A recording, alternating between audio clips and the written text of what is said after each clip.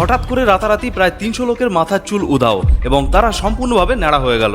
মহারাষ্ট্রের বুলধারা ডিস্ট্রিক্টের লোকজন সকালবেলা ঘুম থেকে উঠে দেখে তাদের মাথার চুল উধাও। সে বাচ্চা হোক বা বুড়ো, সবার একই অবস্থা। এই ঘটনা হাইলাইট হওয়ার পর প্রচুর রিসার্চ হয়, কিন্তু কোনোভাবেই জানা গেল না যে এটা হলো কেন। প্রথমে তো সবাই সন্দেহ করছিল যে এই গ্রামের জলের জন্যই হয়তো এই অবস্থা হয়েছে, হয়তো জলেই কোনো ক্ষতিকারক জিনিস মিশে থাকায় একসাথে সবার চুল উধাও হয়ে গেছে। কিন্তু আশ্চর্যকর বিষয় হলো, জলকে টেস্ট করার পরও জলে এমন কিছু ক্ষতিকারক জিনিস পাওয়া গেল না।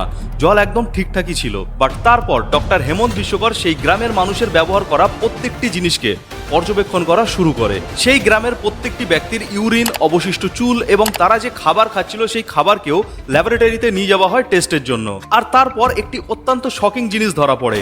সেই গ্রামের লোকেরা যে গমের আটা খাচ্ছিল তার মধ্যে সেলেনিয়ামের মাত্রা অস্বাভাবিকভাবে 600 পয়েন্ট বেশি ছিল। সেলেনিয়াম আসলে একটি কেমিক্যাল যেটা চাষের মাটিতে পাওয়া যায়। এই কেমিক্যাল আসলে চাষের মাটিতে 1 পয়েন্ট পরিমাণে মিশে থাকে, কিন্তু এই গ্রামের মানুষেরা যে গমের আটা খাচ্ছিল তার মধ্যে প্রায় 600 পয়েন্ট সেলেনিয়াম মিশেছিল, যেটা পাঞ্জাবের একটি জায়গা থেকে এসেছিল। ঠিকঠাকভাবে ফুড ইন্সপেকশন না করেই এই গমকে রপ্তানি করা হয়েছিল, আর তার জন্যই এত বড় একটা ঘটনা ঘটে যায়। আসল সত্যি সামনে আসার পর পাঞ্জাব থেকে আসা এই পুরো গমের ইউনিটকেই ব্যান করে দেওয়া হয়। আরও অনেক কিছু জানার জন্য সাবস্ক্রাইব করুন।